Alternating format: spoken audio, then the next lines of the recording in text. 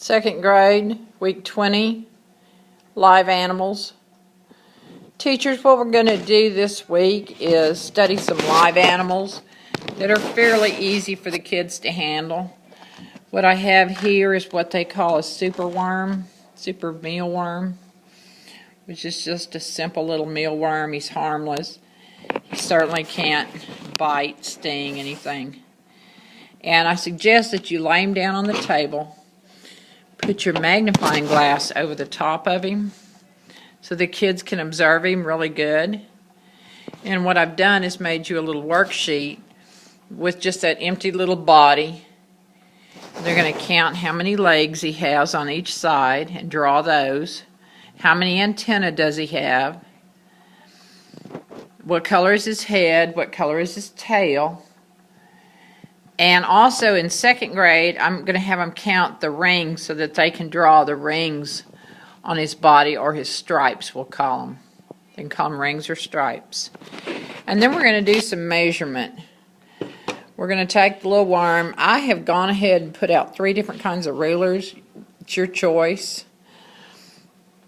And he's going to be about 2 inches long, but you can use any ruler that you want to.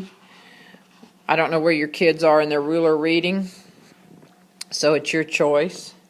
And then we're also going to find his mass. So put him on one side of the balance. Put some gram counters on the other side to get him balanced. And let the kids record that. So that would be the job on the super worm. The next worm we're going to work with is an earthworm, and they're bunched up under here to keep them cool and moist. Don't let the kids pinch them in half. That's an old wives' tale that you'll just get 2 worms. I'm going to wipe him down. I'm just going to gently remove some of that dirt so I can observe him a little better. And again, we're going to put him under the magnifying glass.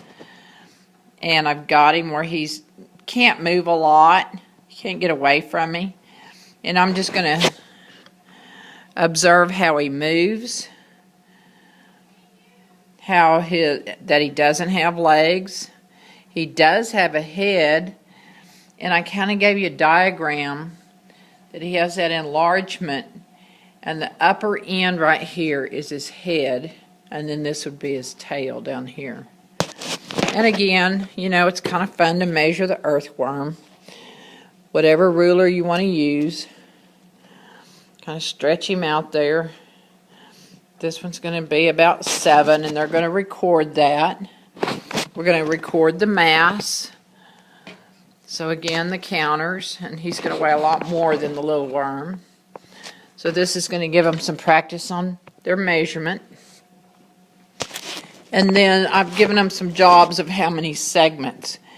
Now, I don't suggest that they try to count them on this worm because that's going to be really hard to do. So they can go in and count them on this worm here. And that would be fine. Now, the last animal we're going to work with is a vertebrate. And I have gotten some fish for us. Little goldfish. And what I've done is I want them to observe them from the top with their magnifying glasses. They're going to have a hard time here deciding how big these fish are because they're not going to take them out and lay them on a ruler. So what I suggest you do is use these little counters, which are 1 inch. And you see that the fish is longer than 1 inch, so let's snap 2 of them together. And they can do an estimation by getting it kind of close to the water. I don't want to put things in the water. That he's about 2 inches. So we can say on his little chart over here that he is about 2 inches. We're not going to put him on balance because I'm going to take him out of the water. But what I've asked him to do is take this little blank body and fill in what they see. So they should be saying, okay, he's got an eyeball, big black round eyeball, and then color that in. He's got a mouth, that kind of opens and closes a lot. He has a gill. He has a little top fin, a little bottom fin. Now how they're going to see this? They're going to get down sideways and look at those fish. And get them at the top. Have them keep going back and drawing in what they see. See the little side fins? So they need to include that on their drawing. So we're just going to sketch it in like this. And then what I did is, as said, is his tail. Look at his tail. Is it shaped the same way as my fish? And it's not. So they can come in here and make this little pointed tail like that fish really has. So how long is he? He was 2. And I asked them to count his total fins. So that includes top, bottom, and the sides. And that's going to be 1, 2, 3, 4, 5. So let's see if they're good observers on their animals. Thank you.